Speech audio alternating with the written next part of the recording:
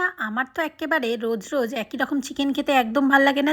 জানি তোমাদেরও ভাল লাগে না, তাই তোমাদের কথা ভেবেই আর সাথে নিজের কথা ভেবেই তোমাদের জন্য আজকে একটা চিকেন রেসিপি নিয়ে এসেছি। কিন্তু এটা যে এত সহজে হয়ে যাবে সেটা তোমরা না করলে বুঝতেই পারবে না। সে তোমরা যাই বলো না কেন, আমি যা যা বলছি এইভাবে একবার করেই দেখো না। দেখো, আমরা বাঙালিরা আলু খেতে তো ভালোবাসি, তাই জন্য প্রথমে আলুটা একটু নুন হলুদ দিয়ে ভেজে আলাদা করে তুলে রেখে দিয়েছি। তারপর সেই তেলের মধ্যেই গোটা গরম মশলা, তেজপাতা, শুকনো লঙ্কা ফোড়ন দিয়ে তার মধ্যে একটু চিনি দিয়ে ভালো করে মিশিয়ে নিয়ে কুচো কটা পেঁয়াজ দিয়ে সেটাকেও ভেজে নিয়েছি। তারপর তার মধ্যে আদা রসুন বাটা, সব ধরনের মশলার সাথে একটু টমেটো কেচাপ আর টমেটো দিয়ে সবকিছু যখন একদম ভালো করে মশলাটা কষে যাবে তার মধ্যে চিকেন দিয়ে দিতে হবে। আর তোমরা কি ভাবছো যে এখানেই শেষ? আরে হ্যাঁ, ঠিকই ভেবেছো, এখানেই শেষ। এবার আর কাজের মধ্যে কিছু না, মাংস কষাও, আলু দাও, আলু দিয়ে ভালো করে মাংসটা কষাও। আর গ্রেভি চাইলে একটু গরম জল দিয়ে দিতে পারো, কারণ আমাদেরও গ্রেভি লেগেছিল তাই আমিও গরম জল দিয়েছিলাম। গরম জল কিন্তু না দিলেও কোনো সমস্যা নেই। তারপর ওপর থেকে কাসুরি মেথি আর গরম মশলা ছড়িয়ে নামিয়ে নিলে কিন্তু এই টেস্টি চিকেন রেসিপিটা একদম তৈরি হয়ে যাবে। তাই হা করে আর ভিডিও দেখে কোনো কাজ নেই, ঝটপট যাও আর এইভাবে চিকেনটা বানিয়ে খেও কিন্তু।